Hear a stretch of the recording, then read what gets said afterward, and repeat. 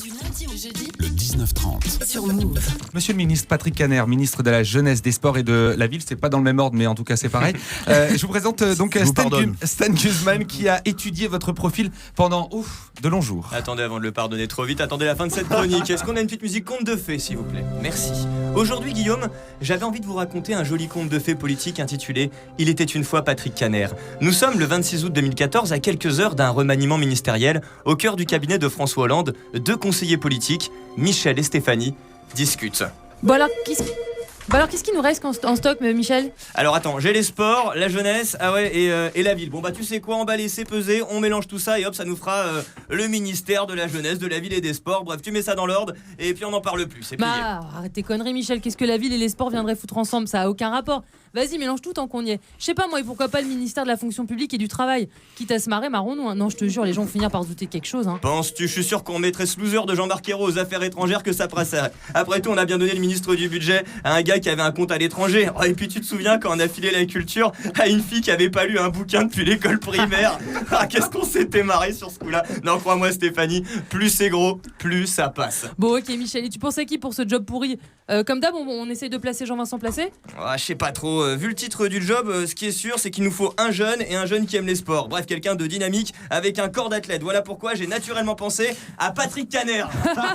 Ah, t'es con, Michel, je te le dis. Lui, la seule fois où il a tapé un sprint, c'est pour avoir sa double ration de frites à la cantoche. Et pour ce qui est de la jeunesse, tu m'excuseras, mais bon, pourquoi pas le confier à Laurent Fabius tant qu'on y est. Hein. Laurent Fabius? Ah ouais, c'est pas bête. Non, ça. mais je déconne, Michel, hein, faudrait quand même pas pousser. Hein. Non, mais attends, depuis quand faut être compétent pour être ministre? Franchement, si on devait donner un ministère à quelqu'un en fonction de ses compétences, Roselyne Bachelot n'aurait pas été ministre des Sports, mais secrétaire d'État à la rillette et au sauciflard.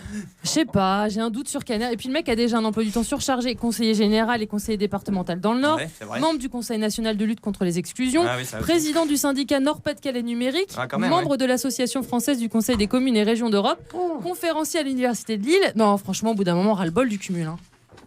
Oh, t'as failli m'avoir, le cumul. Bon, tu sais quoi, on règle ça une bonne fois pour toutes au Shifumi. Si je gagne, c'est Kanner, ok? T'es prête? Ouais, ok. Shifumi! J'ai gagné! Ce sera donc Kanner! Et voilà Guillaume, c'est ainsi que Patrick Kanner fut donc élu ministre de la Ville, de la Jeunesse et des Sports. Il vécut heureux et eut beaucoup d'émoluments. Merci beaucoup Stan Guzman. Patrick Kanner, vous avez une réponse à donner. Droit de réponse, hein, évidemment. Stan Oui, Guzman. droit de réponse tout d'abord. L'attaque indigne sur les frites pour un C'est ch'ti. pas moi, c'est elle. Je suis absolument scandalisé. J'étais pas au courant parce que bien évidemment, je n'aurais jamais laissé passer ça dans mon Bien émission. sûr. Le sportif, ça fait bien longtemps que je ne fais plus de sport, ça je vous le conseille. Vous avez vu ski il y a pas longtemps. Oui, c'est vrai, je me suis cassé la gueule. Mais au pied des pistes, donc c'est quand même tout va bien en la matière.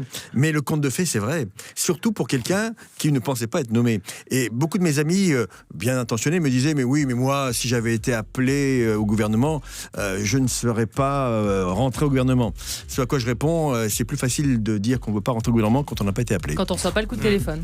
En tout cas, je tiens vraiment personnellement à remercier Stan Guzman, puisque la fin de cette émission, j'avais prévu de la conclure avec votre petite chute de ski. Il vient donc de ruiner la conclusion de mon émission. Vous étiez à la FECLA, c'est dans les Alpes, le 26 février dernier, pour inaugurer la nouvelle carte d'identité des moniteurs de ski. On vous a mis sur une piste bleue avec des skis. Bleu et rouge. Manifestement, vous n'avez pas fait un sport études de ski, hein, Patrick Kanner. Attendez, je skie très bien. Très bien. On a été inquiet parce que vous avez déchaussé les deux skis sur une piste bleue, rassurez-vous. Non, j'ai même déchaussé mes deux skis à plat au pied de la station. C'est pour vous dire quand même que je suis capable de faire des exploits. Vous écoutez Move. Move.